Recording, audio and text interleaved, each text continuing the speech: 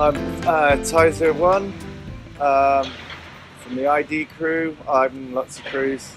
Um, I guess that's pretty much my main crew just because me and my brother started it ourselves. So that's the one crew I always put up. But I'm in probably about 15 different crews, really prestigious ones from different countries. So yeah, I've been really lucky. Yeah, I started um, doing shit tags in like 1988 when I was 12, going on 13. Um, and then just me and my brother wanted to be part of hip hop culture, um, but we're both badly dyslexic, so we could never remember rhymes. We were too poor to own decks, so we were buying records and listening to them on my mother's turntables. I got into body popping and beatboxing, but both of those went out of fashion. And me and my brother always used to draw because my dad was an illustrator, so we used to watch him as kids, him drawing. So we've always drawn really. So yeah, that was our main influence when we were small. But yeah, me and my brother just constantly were drawing as kids, so graffiti kind of came hand in hand, and it was cheap. Like you could make your own markers and steal paint, Yeah. things like that. So it was free. It was um, oh God, I don't know. When I was younger, I was really skinny. I looked like I was dying of AIDS or I was on crack or something like that. So I was really into just bombing, really. So I was doing lots of insides and stations at the time. One, because I didn't really want to be at home. I didn't get on with my mum's boyfriend. And my friends lived all around London, so I used to travel to go and see them. And this is before mobile phones and things like that. So you'd have to go to people's houses and knock on their door and if they were home. So if I had a marker, I'd just bomb all the way. So yeah, I used to get onto packed tubes and make out like I was a crackhead. Be like, start talking to myself and shouting, and then like people were like, "Oh my God, he's definitely got a knife," and then I'll just push people out of the way and just do insides. But you can't really do that anymore. But I did that for years. Like, Yeah. I was going out with one of my long-term girlfriends. A pretty one. She was pretty, yeah. You've had good luck. Yeah, I've had good luck with that on that. Yeah. On that front. See, I'm not an oil painting. But yeah, she didn't like graffiti, so I was still doing kind of slide tags when she wasn't about. But I'd kind of slowed down really for about 2 years. And when I went to university, I was skateboarding with a friend of mine and went over to his student digs, and he'd done a piece in his room, and I was like, "You're a writer?" And he was like, "Yeah." And I was like, "Oh, I used to write." And he was like, "Oh, what did you write?" And I told him what I wrote. And he was like, "Oh, you've got one of the best tag styles in London. You should wait." He was like, "Let's go and do some track sides." And I was like, "Okay." So, I mean, in the early 90s, I was doing track sides, but not huge amounts. I was never a massive train painter. I painted trains, but it wasn't my main focus really. I was more into doing tags, and then when I hooked up with him, we started doing quite a lot of track sides, and then I kind of, my brother was hanging out with training riders, and he was painting a lot of trains, so I started taking it a bit more seriously then. I guess when I first started using colour, I was doing characters because not many people in British graffiti were doing characters. There was only really a handful of people that were doing it, so I knew that I could stand out from other people. And then by kind of early 2000s, I kind of wanted to start getting good at letters, so I wasn't just that dude who could only do tags and characters. I wanted to be able to do good letters as well. I don't know. I'm quite well known within circles, but I'm not known to the general public really. When I was a kid, I always wanted to paint public murals. That's kind of been a focus of mine for quite a few years. I really enjoy changing areas and making it nicer for people, and I think that graffiti is a beautiful thing. So I think lettering should be within that as well. But I don't know. I don't know. I just do my own thing, really. When I was younger, I really wanted to be a name. Now I'm not really that bothered by it.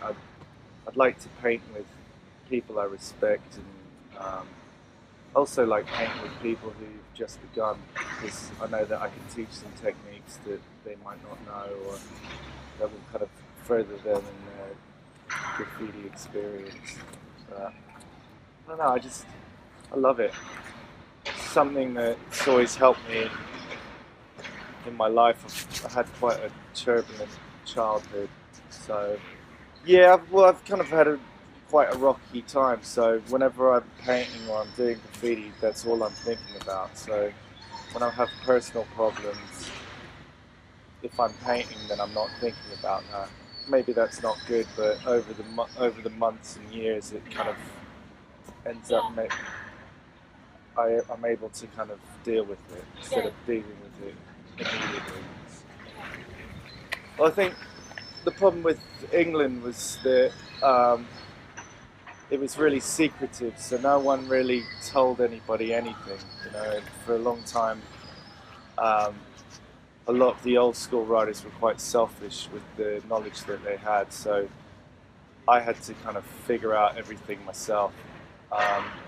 But I don't know, I've always kind of liked the idea that people take younger dudes under their wing and show them the ropes and tell them how to do it properly, because at the end of the day, it's important that England has a good graffiti scene. It was ignored for many years. You know, a lot of people looked towards England in the 80s, and then in the 90s they kind of pushed us aside, and kind of people were more focusing on Europe and other places on the planet. But I've always felt that England's always had a really strong, good graffiti scene. There's always been incredible artists from this country, and most of the time we're ignored. Well, I don't know. I think public art's really important for the fact that it becomes focal points for areas. So once there's a mural in a place, people actually talk about the mural like it's a person, even if they don't like it. Some other people will. So, you know, I know that growing up in South London, there was a lot of political public murals. Most of them are gone now, but to me, they were really exciting because they were a voice of the people. And I think that this city's London is pretty much grey and brown, and I don't know, it makes people's lives better, I think, and it also can change areas as well. It can make horrible places pretty. You know? I know a lot of people feel that street art and graffiti are now gentrifying neighbourhoods, which is true, but cities change constantly. London's always changed. Maybe not as dramatically as it has been over the past 6 years, but I think it's important for people to see even tags, or you know, it's the voice of the unheard. You know, I was meant to fail at school. I was dyslexic. My teachers constantly told me I was stupid, and I never really felt that I was necessarily dumb. But it gave me a lot of confidence by my friends seeing my stuff and saying that they'd seen me, and then also having people I respected within graffiti Yeah. giving me props. And English people don't really give each other um, compliments. Yeah. They're not good at it. They kind of bug out and feel it's weird if you're complimentary to their. But I think as an elder now, I think it's quite important that we start being more proactive in giving people encouragement, because I've seen a lot of rappers and breakdancers and graffiti writers quit because they think they're insignificant, because no one ever says to them, "Oh, I really like what you do." And it's normally 3 years after they quit, people go, "Oh, do you remember that dude?" And you're like, "Yeah, he was good." And they're like, "What the fuck happened to him?" And you're like, "Don't know. Obviously his mates didn't tell him they liked his shit." Well, it's that's kind of a hard debate, really, because, you know, for me personally, I've never looked at graffiti as being a bad thing. I think it's a beautiful thing. So the more there is of it, the happier I am. But I can understand why people hate it. But, you know, that lots of people hate other things that I like too. You know what I mean? Or I'll hate something that they love. You know. I don't know. I think the thing about, I think it's in, if you call yourself a street artist, you should have a street presence. And if you call yourself a graffiti writer, you should have done some illegal graffiti at some point in your existence. Do you know what I mean? Like, there's no, you could just call yourself a wall painter if you just do legal stuff. But you know, but there isn't anything wrong with that. I think it's up to the person what they want to do with graffiti or street art, how they want to do it, and that's up to them, really. You shouldn't feel that you need to.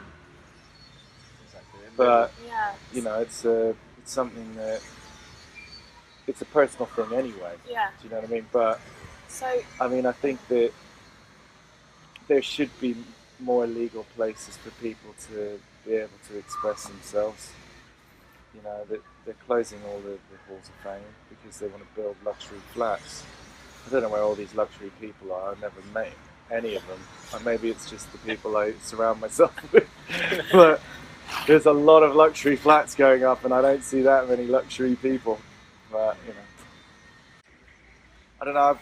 When I was younger, I used to try to teach myself how to draw.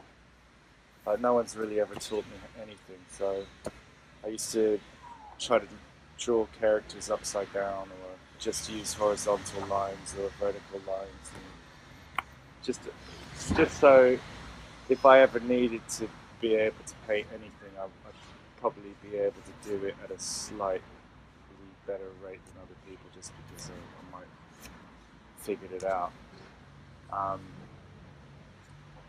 My brain kind of works visually anyway, so I get around cities by looking at graffiti and remembering where graffiti was. So I remember a lot, only because it was visually attractive to me.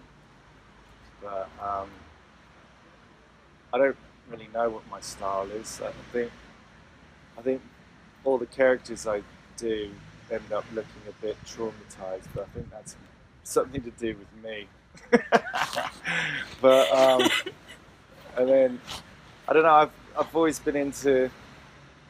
I was never taught how to do wild style lettering, so at the time that I was influenced by graffiti, British graffiti was quite easy to read in a way. Do you know what I mean? So I have kind of blatant letters that are legible, I guess, ish.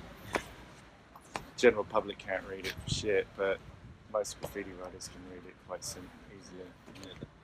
I don't know. I've always used to tell young writers that they should look at women's dresses, because designers know a lot more about colour than we do. And that's how I used to get kind of colour combos. Was it's nice looking at women anyway, but you can always be like, yeah, I'm just looking at the colours in your dress, they're great. I'm not pervy, I swear. But I don't know, I think I'd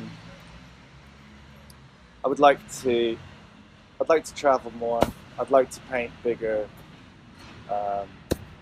sides of buildings and more kind of community-based murals and things like that. But I don't know, I'm pretty happy at the moment. Everything's good. I'd like more money, but that doesn't really interest me that much. Well, the thing about kind of graffiti, as well as skateboarding, which was really important for me as a child, was that it got me out of my neighborhood. It got me away from bad people, and it also made me want to travel to either to see graffiti that I'd heard had been done in places. So I'd go into certain areas and search it out and try to find a piece that I heard had been painted, just so I could look at it and try to study it and figure out how somebody had painted it. Because there wasn't really much stuff that you could look at. There was only kind of 2 books, and then early on there was a couple of magazines that started coming out, but most of those were black and white. So, but I don't know. I think traveling is really important for graffiti writers. Because you can get up in your whole city, and then you'll go to different towns and cities in your country, and then if you end up going to different countries, then you're not a local writer anymore, you're international. And then you can meet like-minded people. When you go to different countries, you're not caught up in the kind of boring graffiti politics and beefs within your own city. You can meet other people that you haven't got problems with, so they'll normally take you to good spots, and you know, they'll take you to the coolest nightclubs or bars, and then they'll take you to like really good places to eat that are cheap. Instead of doing a kind of tourist thing, you're living life like a local, which is really nice. Well, England's had graffiti since probably about 82, 83, so a lot of the general public are quite used to it now. So I think that England's a lot more advanced in a lot of ways for the fact that the general public are quite used to it and like it now. Where other countries, they started maybe in the early 90s or kind of mid 90s, so they've still got another kind of 10, 15 years before people will accept it as being an actual art form. But you know, I look at tags as art, it's typography, so you know, I know that pisses people off, but you know, it's really important for young people to be able to rebel, and if you're rebelling through graffiti or street art, you're constantly learning something instead of smashing shit up. Well, you can do that too, but you're learning something that you learn a lot of life lessons, where you'll go to places that other people have never been to, or you'll surround yourselves with people from all different types of backgrounds. And I think that's quite important as well, because you get more of a kind of rounder understanding of humanity. When I was young, I used to do track sites by myself, and it was mostly to do so because in London, if you live with people, then the only time that you're really by yourself is when you're on the toilet. So when you do track sites by yourself, you can hear the city breathing around you, but there isn't really anyone around. Like, you might see a fox, or if you're unfortunate, you might get chased, but normally getting chased is quite a lot of fun if you get away. If you get away, it's amazing. It's like, and you know, like when you're getting into a lot of trouble with the police and things like that, it might seem really devastating for your life at that moment, but the older you get, it just ends up becoming a good story. Do you know what I mean? Like, and graffiti's not a bad crime. Do you know what I mean? You're not hurting anybody. You're not really even hurting this thing that you're painting on. It's just a ridiculous crime, really. It's You're not earning any money out of it. Do you know what I mean? It's yeah, but like years ago, there was a article in the Evening Standard that was talking about the scourge of graffiti and how terrible it was. So I was reading it. It was like, yeah, costs the taxpayer this amount of money, blah blah blah. And then at the end of it, it was of the article. It was talking about cleaning chewing gum off the floor, and it was like, all right, I know loads of people who think they're like mega bad men because they do a bit of graph and it's being related to cleaning chewing gum off the floor. Do you know what I mean? So it's like such a whack crime, and they're sticking fucking 17-year-olds in maximum security prisons. I think in like 100 years' time they'll be like, they used to put artists in prison. Fucking morons. But you know, it's nuts. It's just a complete waste of time. Do you know what I mean? Like, if somebody's doing a lot of graffiti and they get caught, then maybe send them to university. Or if you think about how much money graffiti actually accumulates, like if you think about all the paint companies, then all the companies that are making nozzles, then you look at like graffiti removal teams, then you look at the police, they've got graffiti squads. Every can of paint that's bought, tax is paid on it. Yeah. So it accumulates a lot of fucking money.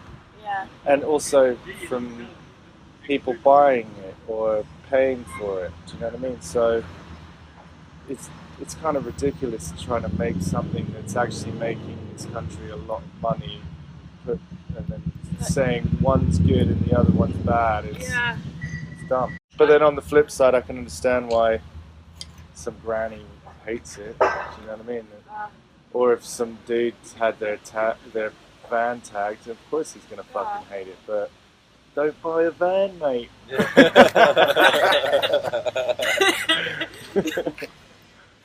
Well, I don't know. I think it's the only art form that was ever made up by children. So obviously, adults aren't gonna like it. You know what I mean? And it's not. It wasn't made for people to like it. Do you know what I mean? It was a way of underprivileged people to become famous. You know, that's. Some people say that they don't do it to become famous, and they're all lying. Do you know what I mean? But everybody wants somebody to acknowledge them. It's normally a cry for help anyway. It's like, look at me, somebody please look at me. Do you know what I mean? I can say that for myself. Do you know what I mean? Like, I was ignored in fucking school. So that was one way of me, like, thinking I was a little rude boy. I mean, I never tried to be a bad man. Never made out I was either. But that was my little kind of like, that's my street shit, you know. But yeah, it's always been fun. And it should be fun. It's not fun to quit.